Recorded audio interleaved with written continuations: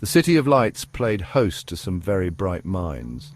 The 2025 Paris AI Summit brought together global leaders, tech giants and experts. The goal? To wrestle with the future of artificial intelligence. High on the agenda were big-ticket items, AI safety, sustainable development and fair access for all. Sounds promising, right? Canadian Prime Minister Justin Trudeau took to the stage. Expectations were high.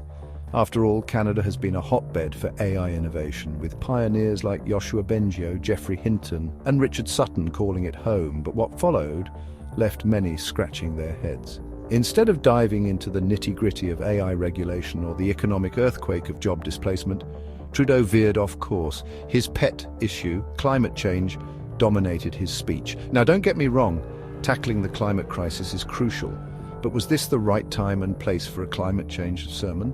The world was watching, eager to hear concrete plans about AI's impact. Instead, they got to rehash speech on renewable energy. The irony? This summit was about the very technology that could revolutionize climate change solutions.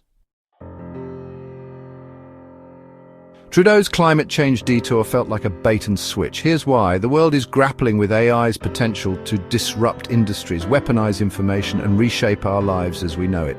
These are not issues to be swept under the rug.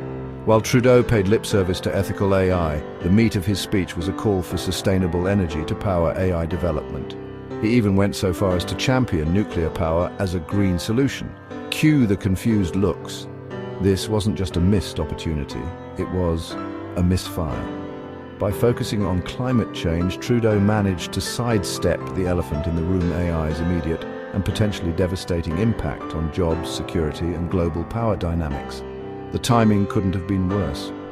Working-class Canadians, already grappling with inflation and economic uncertainty, were looking for reassurance, not a lecture on the virtues of nuclear energy.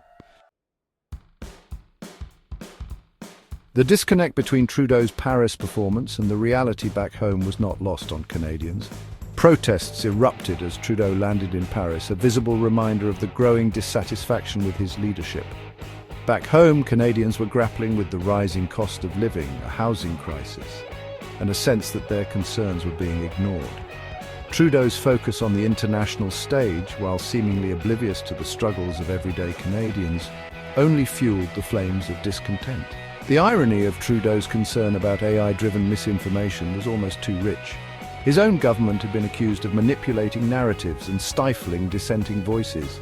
It's hard to preach about the dangers of AI-generated fake news when your own house isn't entirely in order. Trudeau's Paris performance stood in stark contrast to his earlier enthusiasm for AI.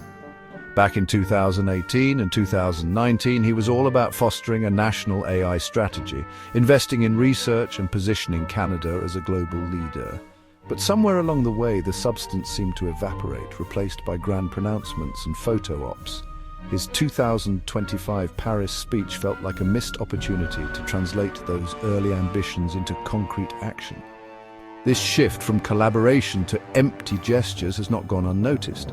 Critics argue that Trudeau's focus on international cooperation, while important, rings hollow when it comes at the expense of addressing domestic concerns. The question on everyone's mind is Trudeau more interested in being seen as a global thought leader than in tackling the real-world challenges facing Canadians?